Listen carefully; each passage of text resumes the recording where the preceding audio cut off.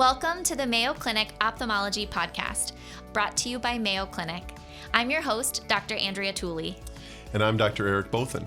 We're here to bring you the latest and greatest in ophthalmology, medicine, and more.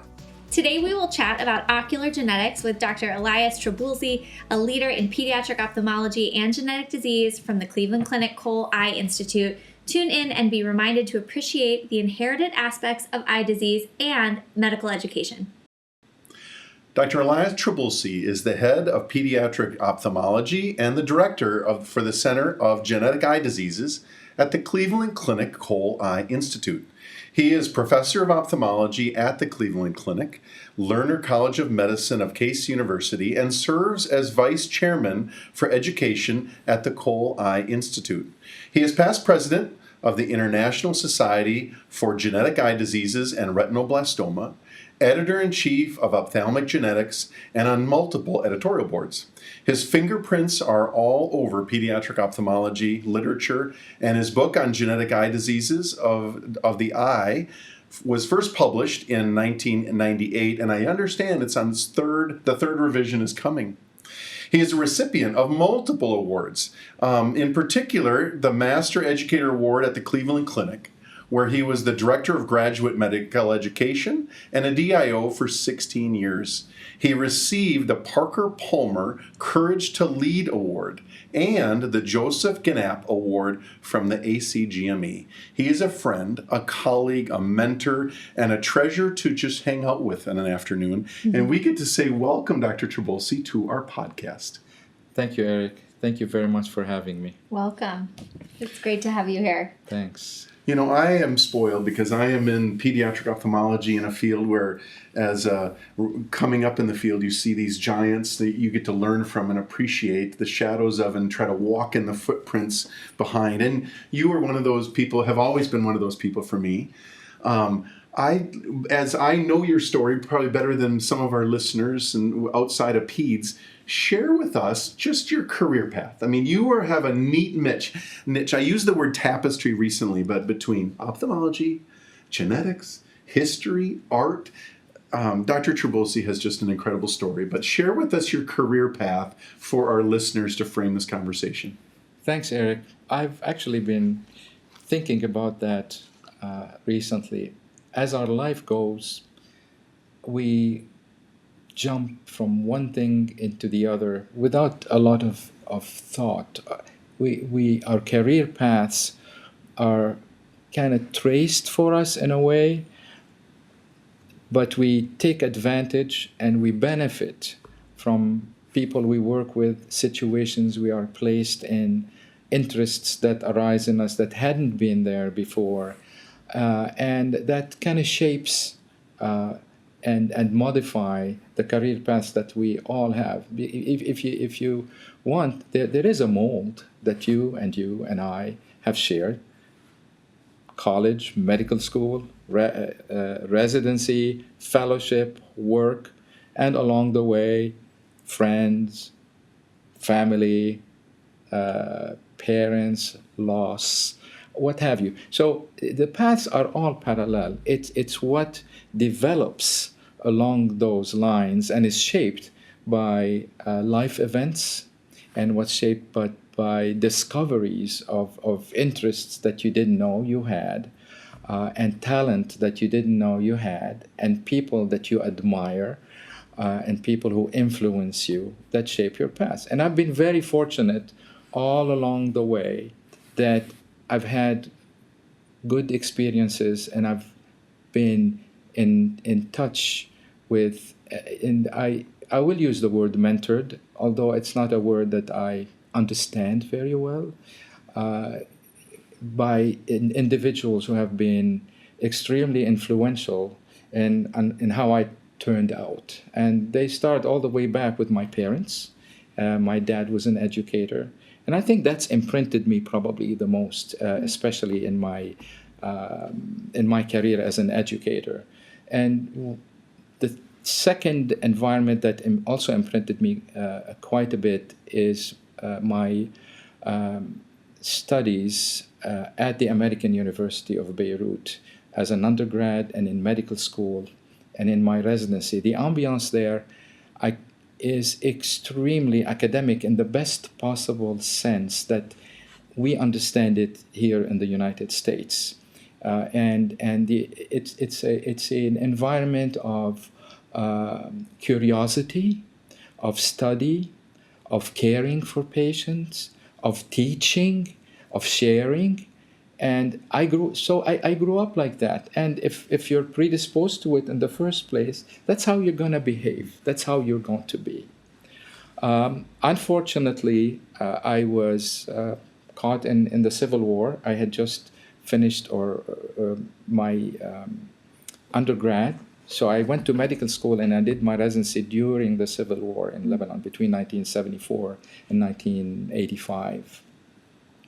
And I came to the U.S. to specialize in pediatric ophthalmology, and I was accepted at the University of Iowa for a 2-year fellowship in pediatric ophthalmology. Before I came, and because of my very strong love of genetics since I was in pre-medical school, I've always been fascinated by the field.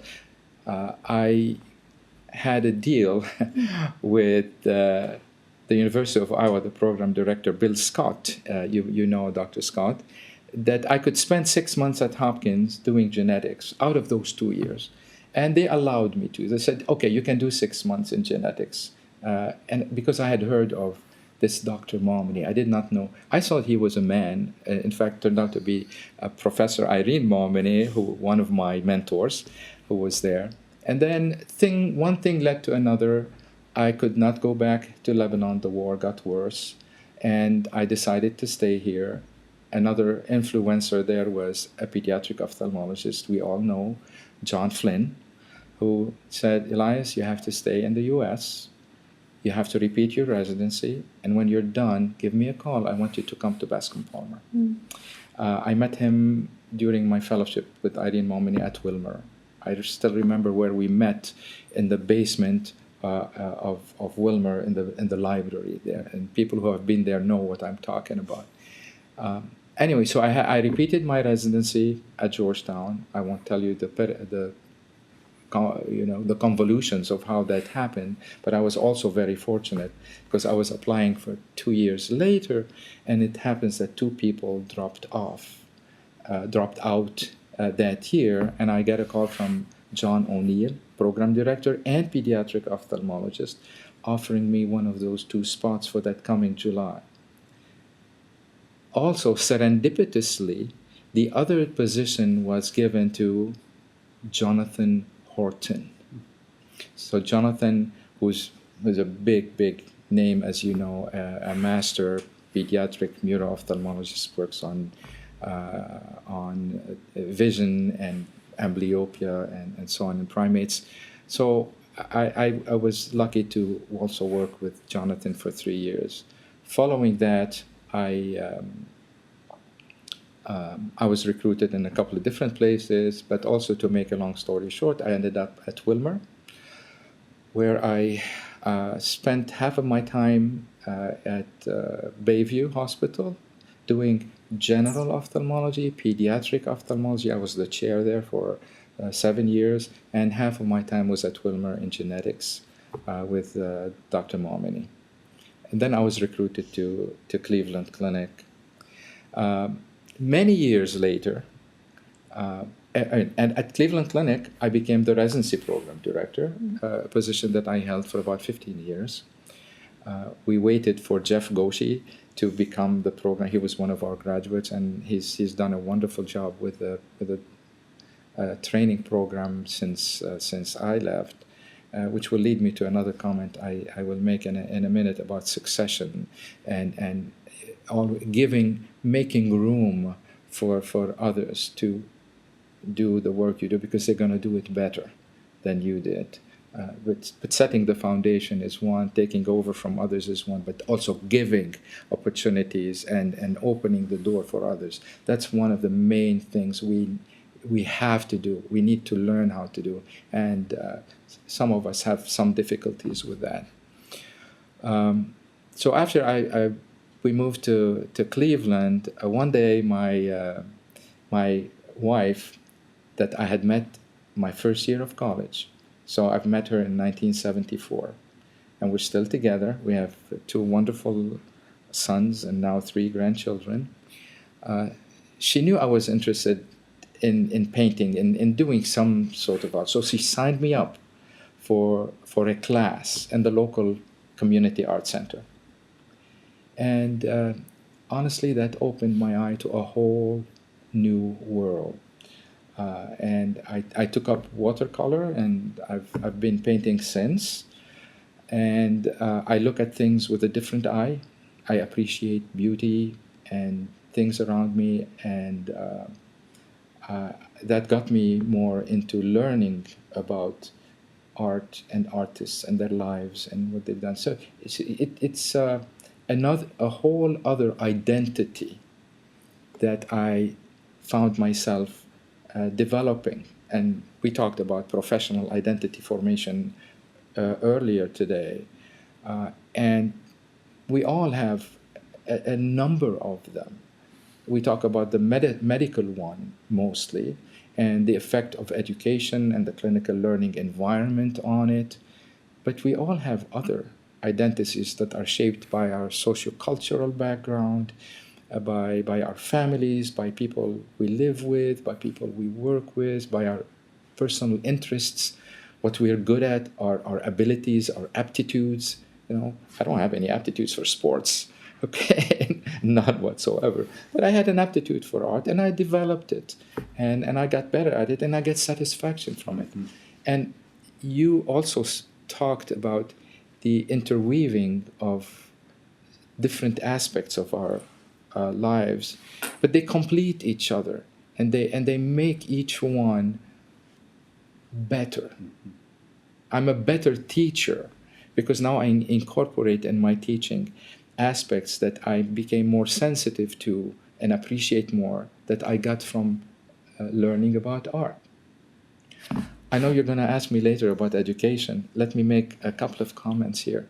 Education is not something you learn by osmosis only, or by observing others, or by looking at how others teach and so on. It is a science.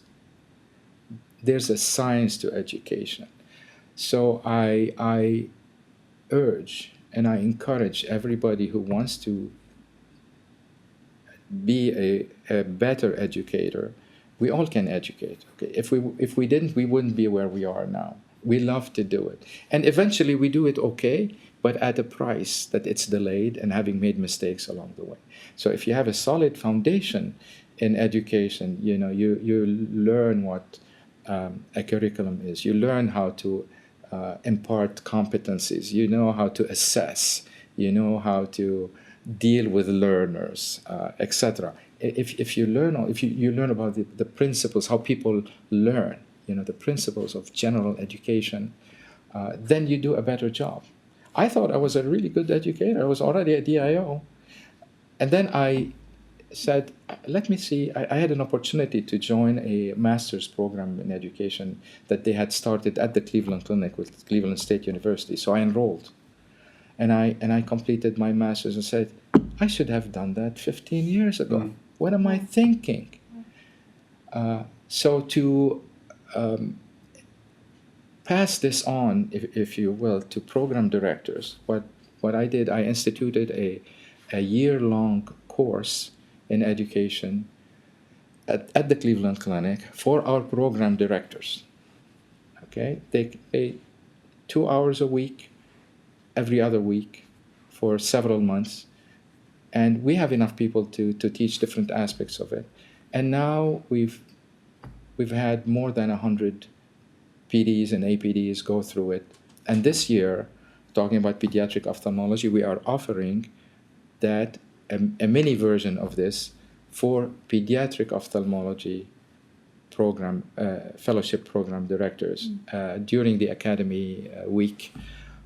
And then I hope if this is successful, to take it to other subspecialty fellowship program directors, so they refine their skills. I'm not saying that they don't know how to do this. Of course they do, And they've all been doing this for a while. And even the new ones would know how to do it because they were students and residents and fellows themselves. They know what they need.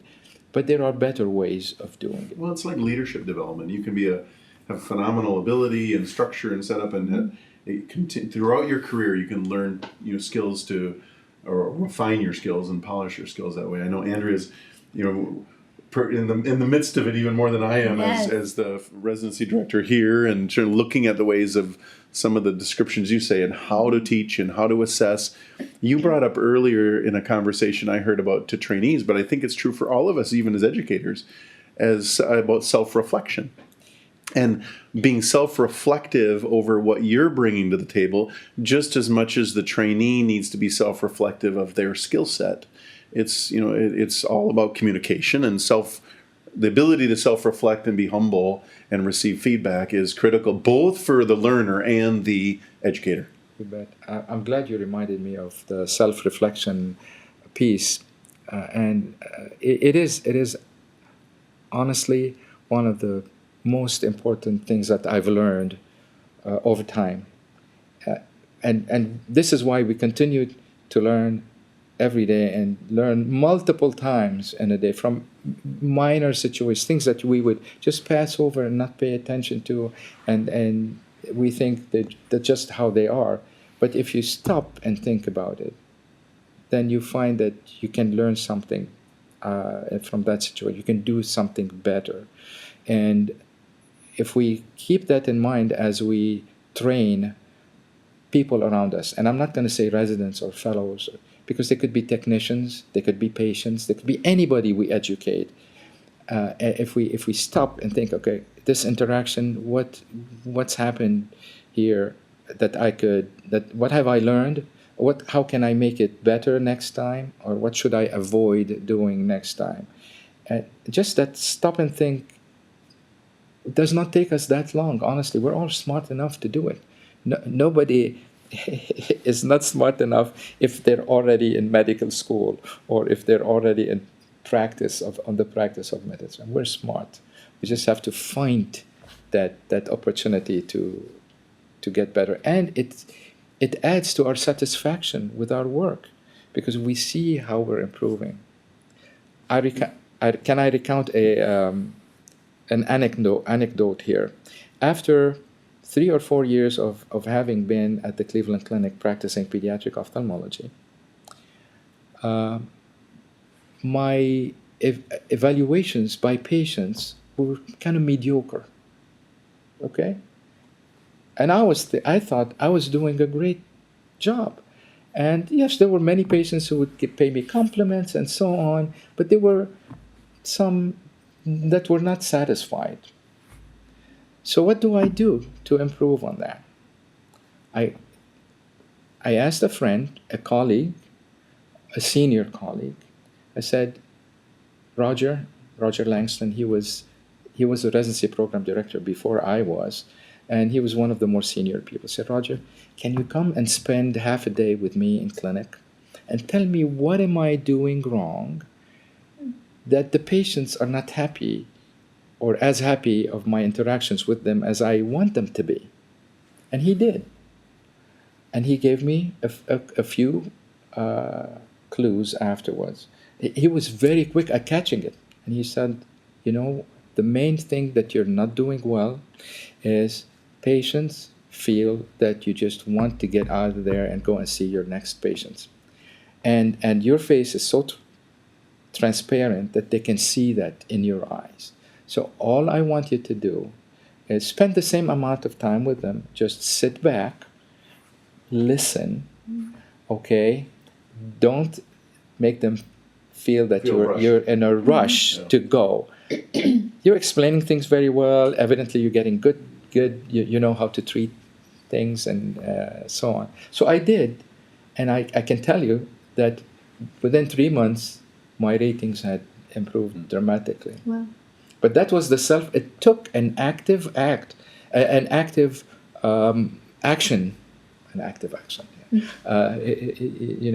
on my end to seek this feedback. And this is why I encourage residents and students and colleagues, please ask for feedback. Because what you think is probably maybe partly right, but may not be an actual reflection of reality. So self-reflection, asking for feedback, giving good feedback, honest, good, constructive, and useful feedback, not positive and negative feedback. We don't talk about those anymore in education. Is the key to being a good educator. It's really incredible to hear. Very inspiring, especially as someone in the education space who's young. This is my second year as program director, and I was a resident here not that long ago. And hearing what you say about self-reflection, spending the extra time, to educate yourself on how to be an educator, it's all so ideal. But in today's busy world, how do you find the time to do those things that you want to do? And I'm always thinking, I should really make better lecture material, or really should go over more stuff during clinic. But the reality is we're packed with 15-minute back-to-back patient slots. How do we be the best version of ourselves that you're right now inspiring me to be? And how do you tell young ophthalmologists to do that with the pressures that we're under today? That's a... Is that terrible to ask? It's actually an excellent, perfect question. It's a perfect question, and I see that all the time. And the pressures that we are all under to see more patients is real and undeniable. There are ways of being parsimonious and very purposeful in how much time you're going to invest in any of these activities. So you have to find the correct activity for you to train as an educator. And fortunately, there's a lot of that nowadays available online. Now, it's an investment. So if you look at it as my chairman has to give me time to do this, is one way. And the other way of looking at it, which in my opinion is the better way, is I have to invest and find the extra time it takes me to become better, because on the long run, that's going to serve me and the people I took responsibility of training better. Okay? Our jobs, at least in academia, and I'm not talking about the people who are in private practice, our jobs are not 9-to-5 jobs. They're not. They're full-time jobs. Now, the full-time includes time after we see patients, or in between patients, or whatever. The unfortunate thing and beautiful thing at the same time is that we have other things we have to take care of. We have our families. We have ourselves to take care of. And we spoke at noon about how one can burn out at the end. And I've personally had that experience. So you have to be very judicious. Don't be very ambitious. And the good news about this kind of training is that you can do it over a long period of time. You don't have to pack it all and become the super expert in a month or two. If you do it a little bit at a time, some of it's through reading, some of it's through courses, some of it through conferences, and so on, it will add up. Same with interactions with trainees and medical students. And you know that. Yeah, you've done it, I'm sure. It may not take you more than a minute or two after a patient interaction and you have somebody with you to show them that little thing, that little pearl, that small formative feedback that's very precise and good, and that's going to serve them well. And then if you add it up over the course of a day, it's perfect.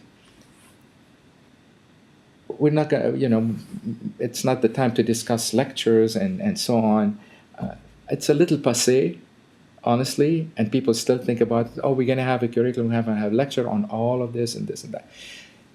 Residents know how to learn that by themselves. Mm-hmm. They can read and they that prefer stuff. it. And they prefer it, and yes. It's okay. What they want from you is to show them what you've learned through your experience, and they want to learn from the patients that you saw them. So even if you have set time for a lecture, if it's a case-based type of presentation, it's good. Give them something that only you can tell them, not that they can read in a book.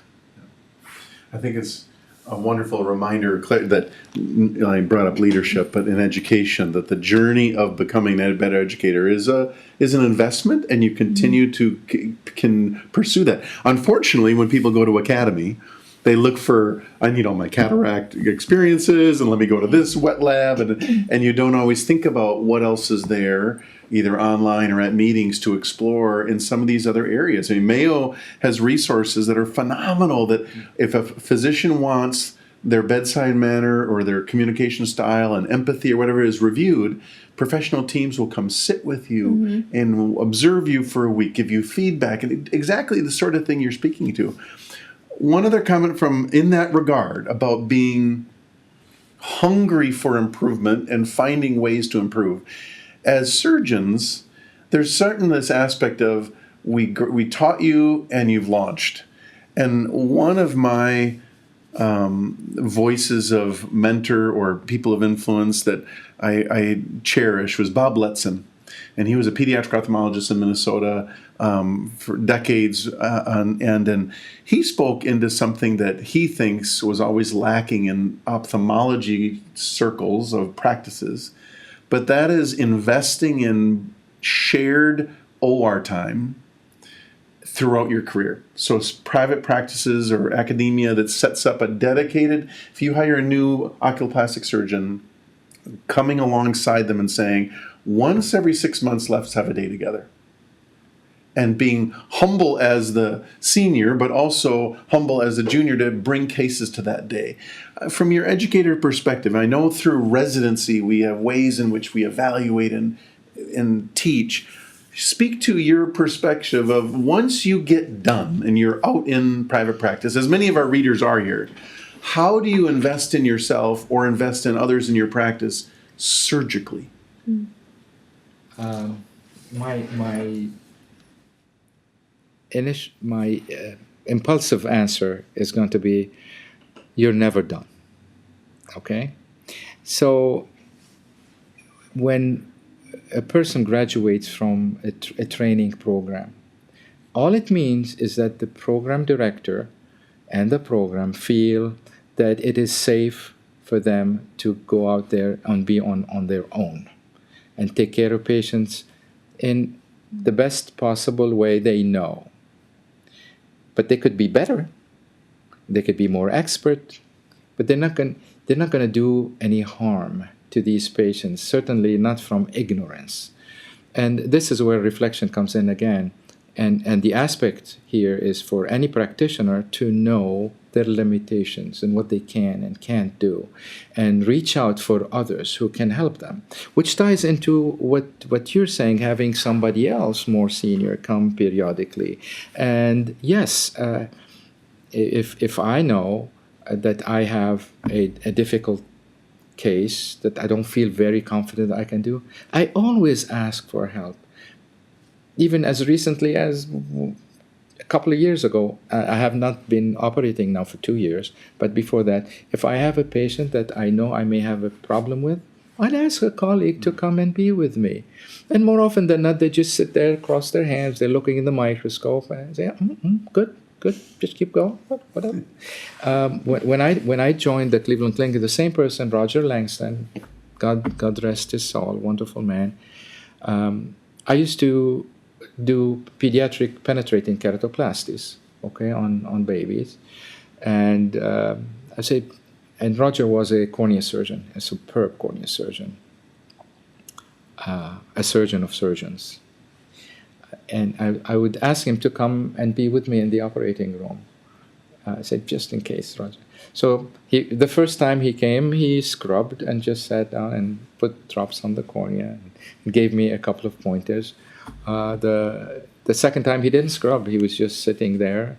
And after we said, if you have a problem, call me, I'll be there in 15 minutes. I'll scrub.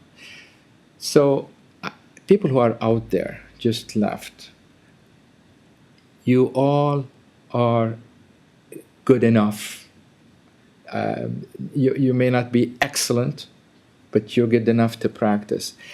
The excellence comes from your practice, from being out there. That's where you build your excellence, not in your training program.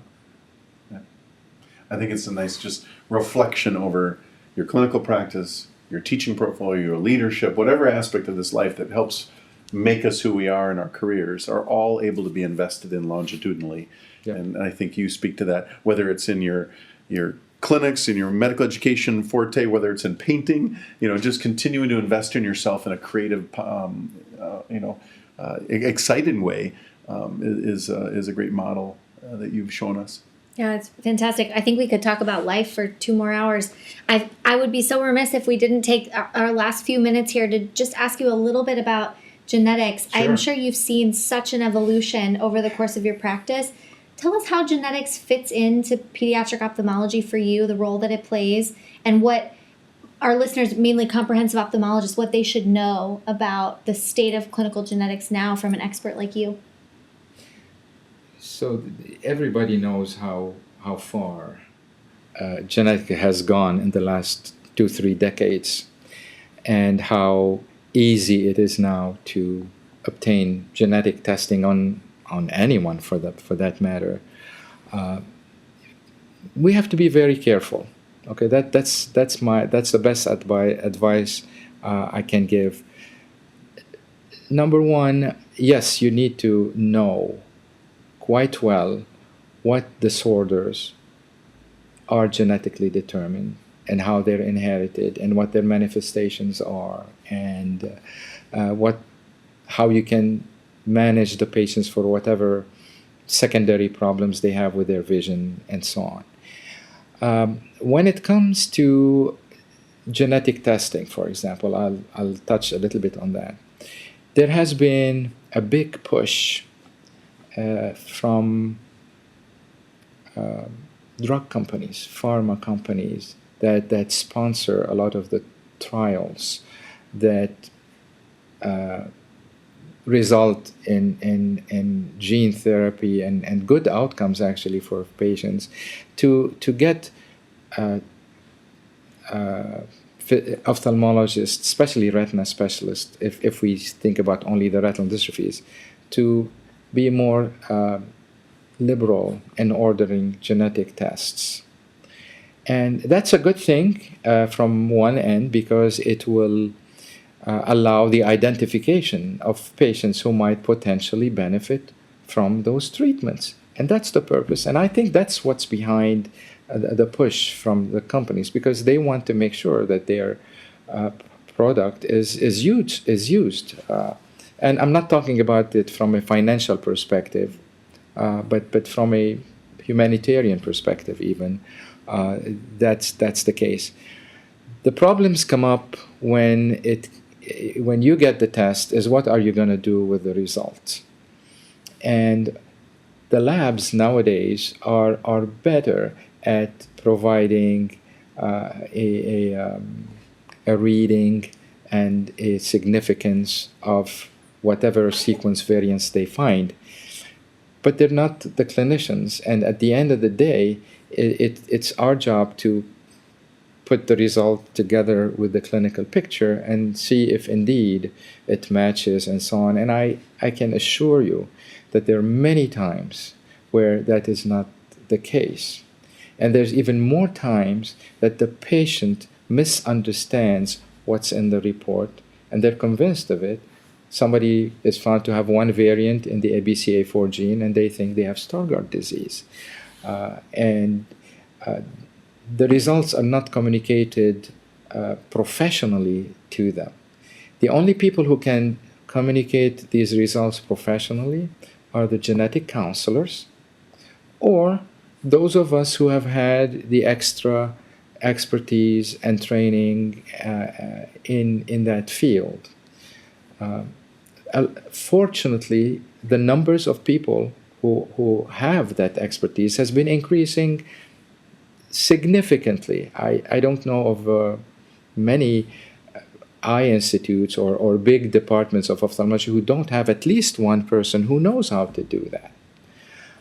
And we've become resources for the communities around us to take care of such patients. At the end, they're going to be a minority of patients within anybody's practice. So it's not a matter of like giving up income from a surgery that you're going to do on somebody that 15 other people can do, and also having somebody else take care of your patients when you can take care of them yourself, because that's another way of thinking about it. It's that rare patient that will definitely benefit from getting the best explanation and interpretation of their findings, and also determining whether genetic testing is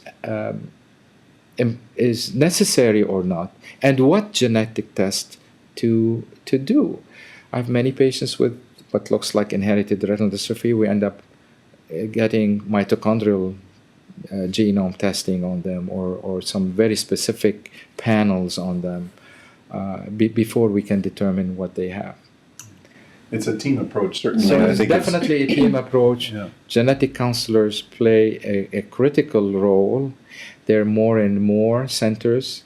So if you have a patient who you know has RP, you examine them. I mean, you're a trained ophthalmologist. You're going to recognize this. If you don't, you're in the wrong business. Mm-hmm. So send them to somebody who knows more about testing them and advising them. And patients now are very smart. They've always been smart, but they're better informed. Yeah. They're better informed. They have access, and they're going to ask you questions that you may not know how to answer. I get asked questions, and I'm a little bit more experienced, and I still have many questions I cannot answer for them. But I know how to tell them that I cannot answer their question, mm-hmm. as opposed to somebody who doesn't know the information and doesn't know how to tell them at the same time. Fantastic. Thank you so much. Thank you. This is it's a delight to have you here. It is. I wish we could spend more time to talk about his watercolor or his dog, or more about your history and lens abnormalities, all kinds of good stuff. But Elias, thank you again as our colleague, a friend. I've been delighted. I'm delighted to participate. Thank you. Appreciate your presence here on the podcast. You're making me reflect. If you hadn't asked me all these questions, all this is in the back of my mind. It's coming out spontaneously, but I didn't think about it ahead of time. You know that, so it's a great conversation. It is a wonderful conversation. Thank you. You can find all episodes of the Mayo Clinic Ophthalmology Podcast on our website. Thank you for listening, and we definitely look forward to sharing more